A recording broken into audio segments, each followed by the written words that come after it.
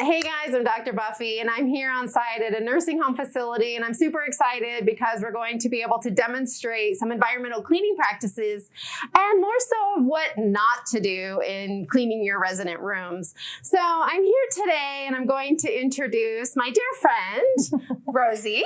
So I'm Rosie Martinez, Environmental Services Director. And so you're going to help me today to be able to demonstrate some of the best practices. So I'm going to go into a rogue mode where I'm going to demonstrate some of the most common practices that I see are incorrect.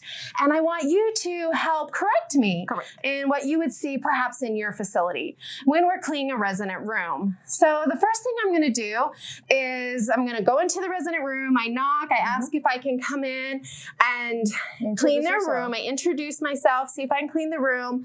And then I'm going to go ahead and put on my gloves.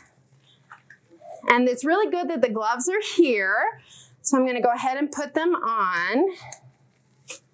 Yep. No. You have to use hand sanitizer first. Oh, but Miss Rosie, I'm so busy. I have like 20 rooms I have to clean, and I just want to put my gloves on and get to work. Hand sanitizer is one of your first important things that you need to do before you enter cleaning the patient room. Okay, so you're right. So it's really important to make sure that we're using hand sanitizer before we put on our gloves. That's correct. Okay, and so I'm going to do this again. It's very helpful to have hand sanitizer actually on the cart because it's easy, it's accessible. We can do our 20 seconds singing the happy birthday song twice, making sure we're getting the knuckles and our thumbs. All right, so after it's been that 20 seconds, we don't want to wave our hands in the air to dry it. We want to really make sure we use friction and we do good hand hygiene. And then I'm going to go ahead and put gloves on. You want to make sure you have gloves that actually fit really well. If you have gloves that are smaller, they may tear, and then they're really not protecting you. And the first thing I'm going to do, because I am in a hurry, and this is the way I've done it for 20 years, is I'm going to go and I'm going to clean my bathroom, and I'm going to clean the toilet. So Whoa. Stop right there. What?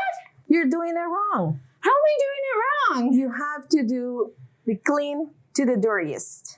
Oh, so explain that a little bit more to me, because the way I was trained and the way I've done it for 20 years is I go in, I clean the bathroom, I clean the toilet, and then I clean the room. Is that right? So that's wrong. Oh, okay. What you have to do is you have to clean the bedroom first.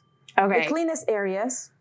Then you can start moving forward to the dirtiest, which is the bathroom. Okay, so we don't want to clean, and I'm gonna change my gloves now because I touched the toilet bowl brush. I'm gonna do hand sanitizing.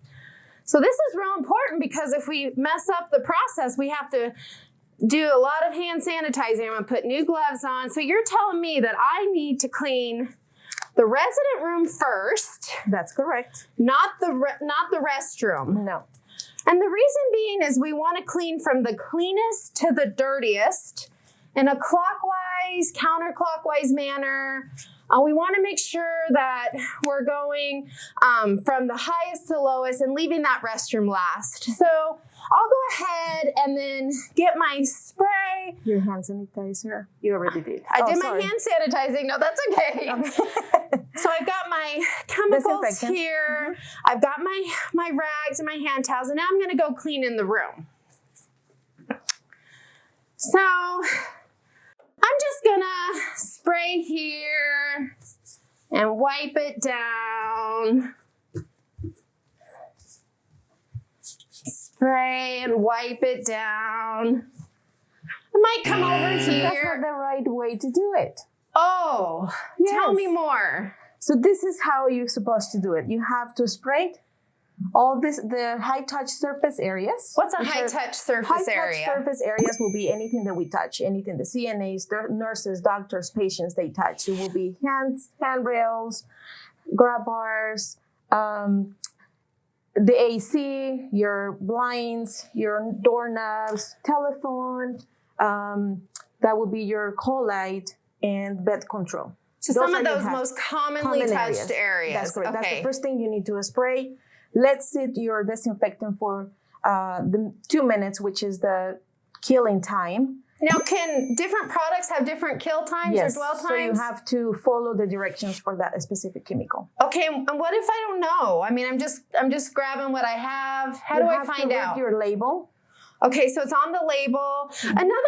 Another solution or quick tip that I like to provide people is actually get a black Sharpie and just write on the bottle the actual kill or dwell time. And this way the staff always know how long it needs to sit on the surface before it kills any of the germs. That's correct. Now, is it okay that I bunched up my rag like this and just wiped things down with the rag like that? And that's not a proper way to use your cloth. Okay, so maybe a better way is to actually fold the rag, and you can fold it into fours and then fold it again.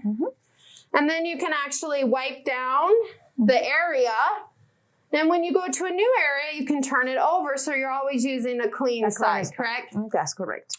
Now, so you're telling me that I shouldn't spray and then wipe it down. No. Because if I spray and wipe down right away, then it's not actually staying on the right amount of time, You're right? not actually disinfecting.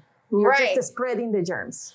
So I can spray it and let it sit for 2 minutes if I want, but that might take up a lot of time, right? I mean, what if there are 10-minute dwell time? That could take a lot of time.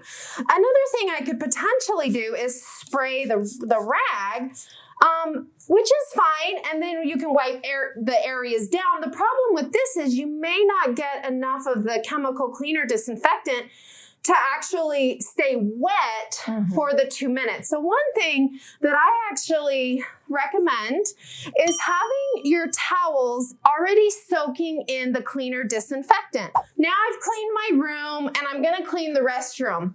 Miss Rosie, is it okay if I start with the toilet? Because it's the dirtiest. And so I wanna clean this first and then clean this area. That's another mistake. That's a mistake. That's a mistake. So you have to start with the cleanest, which is your sink. Okay.